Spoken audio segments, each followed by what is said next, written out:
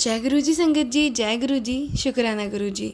संगत जी, अगर आप चैनल पे पहली बार आए हैं तो चैनल को सब्सक्राइब कर लीजिए और बेल आइकन को प्रेस कर दीजिए, जिससे कि आने वाले हर नए सत्संग की नोटिफिकेशन आपको मिल सके और आप गुरु जी के प्यारे प्यारे ब्लेस्ड सत्संग सुन सकें। संगत जी, यहाँ आपको सुनाए जाते हैं आपके ही द्वारा भेजे हुए बहुत ही प्यारे प्यारे और ब्लेस्ड सत्संग। जो संगत हमें भेजती हैं वही सत्संग हम आप तक शेयर करते हैं। आप भी अपने सत्संग शेयर कर सकते हैं, हमें लिख के भेज सकते हैं। डिस्क्रिप्शन में व्हाट्सअप नंबर और ईमेल आईडी दिया हुआ है। तो चलिए संगत जी, आज शेयर करते हैं एक आंटी जी का सत्संग जिन्होंने हमें लिख के भेजा है।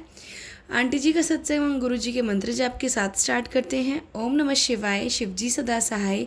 ओम नमः शिवाय, गुरु जी सदा सहाय। जय गुरु जी, शुक्राना गुरु जी। आंटी जी कहती हैं, जय गुरु जी संगत जी, जय गुरु जी। संगत जी, मैं गुरु जी के साथ बहुत टाइम से कनेक्टेड हूँ।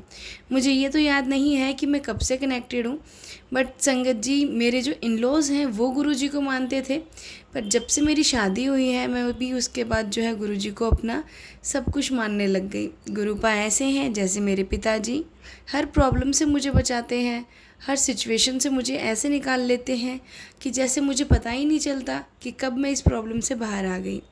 संगत जी, गुरुपा ने हर पल मेरा साथ दिया है। मैं शादी से पहले गुरुपा को नहीं जानती थी, बट शादी के बाद जो है मैं गुरुपा को जानने लगी और गुरुपा को मानने लगी।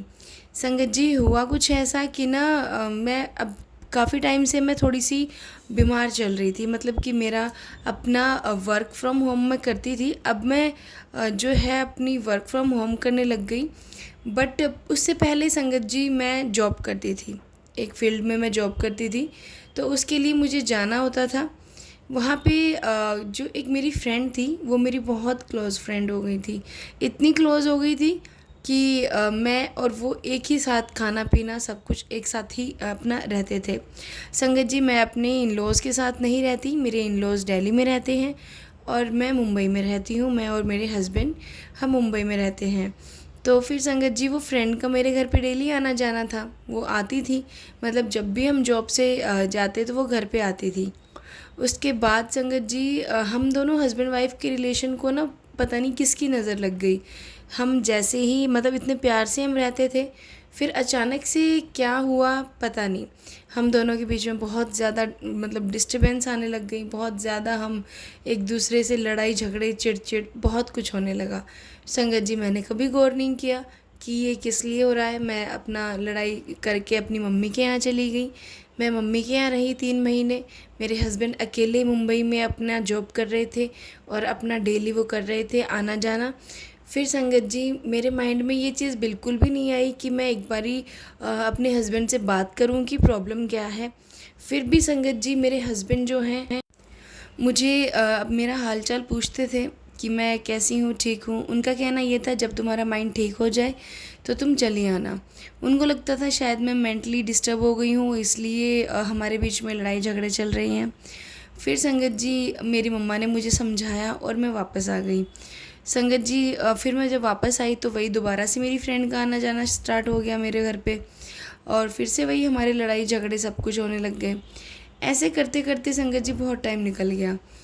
एक बारी वो मेरे साथ आई मेरे घर पे, तो उसका मतलब कहने का रिएक्शन ये था कि तुम दोनों हस्बैंड वाइफ की बहुत अच्छी बॉन्डिंग है, काश ऐसी बॉन्डिंग सबकी हो।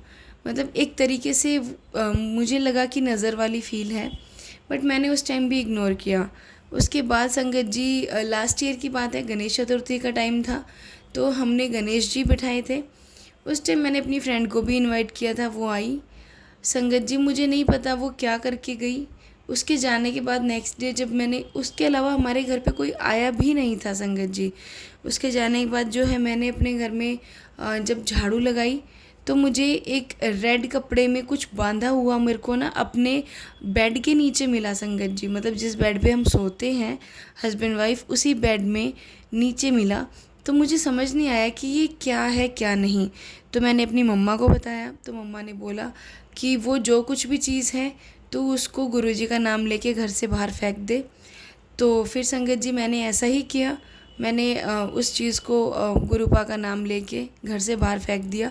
नेक्स्ट डे संगत जी मुझे मैसेज आता है गुरुपा का कि तेरे घर में तेरे ही जानकार ने एक बला छोड़ी थी, जिसकी वजह से तुम्हारे बीच में मनमुटाव था, बहुत कुछ था, वो मैंने दूर कर दिया है, तो टेंशन ना ले, सब सही होगा।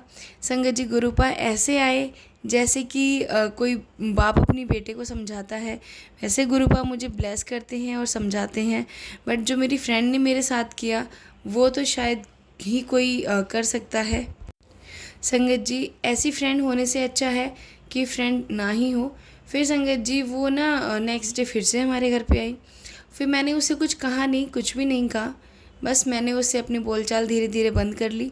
मेरे हेल्थ इश्यूज़ होने स्टार्ट हो गए थे, तो शायद उस जो वो करके लाई थी जो ब्लैक मैजिक, शायद उसकी वजह से।